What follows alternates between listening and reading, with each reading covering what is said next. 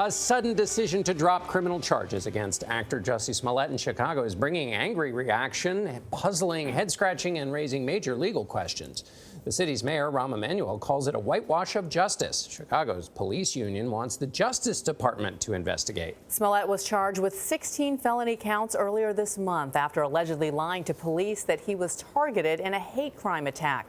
The cast member of Empire denies the allegations. Prosecutors indicate they have more important cases to pursue. A big head-scratcher. Adriana Diaz is in Chicago with a decision that came with no warning and very little explanation. Adriana, good morning. Good morning. The charges were dropped after Smollett performed just 2 days of community service this week and agreed to forfeit $10,000 bond, even though we're told the city spent more than $150,000 on his case. Now, in this building, we interviewed the man who decided to drop those charges. He thinks Smollett is guilty, but Smollett is using this news to prove his innocence. Now, city leaders are furious because they say the evidence against the actor is overwhelming. Mr. Smollett is still saying that he is innocent, still running down the Chicago Police Department.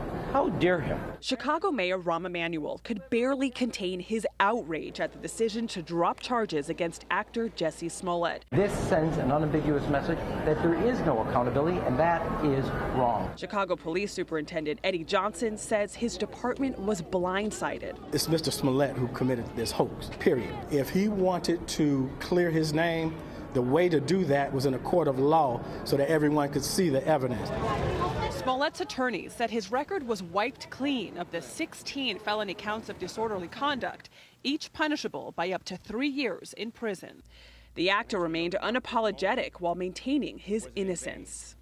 I've been truthful and consistent on every single level since day one. Prosecutors accused Smollett of lying to police about being attacked in the middle of the night by 2 white men who shouted racist and homophobic slurs. But it was these 2 brothers who admitted under oath that Smollett paid them to do it.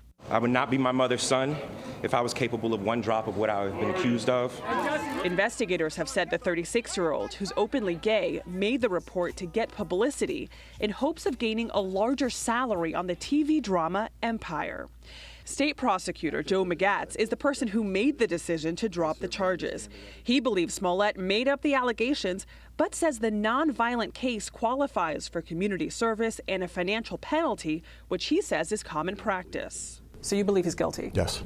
So why drop the charges? Our priority is violent crimes and the drivers of violence. Jussie Smollett is neither one of those. And is community service and $10,000 enough to wipe this clean?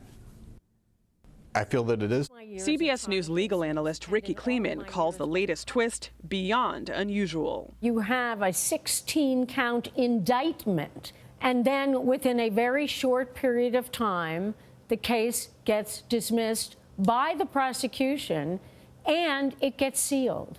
Unusual is almost not strong enough of a word. We've learned that city lawyers are trying to determine if they can release evidence from this investigation, even though the judge sealed the case. Meanwhile, the FBI is still investigating a threatening letter that Smollett allegedly sent to himself. So his legal troubles are far from over. Alex? The story is far from over. We all have a lot of questions. Adriana, thank you for that reporting.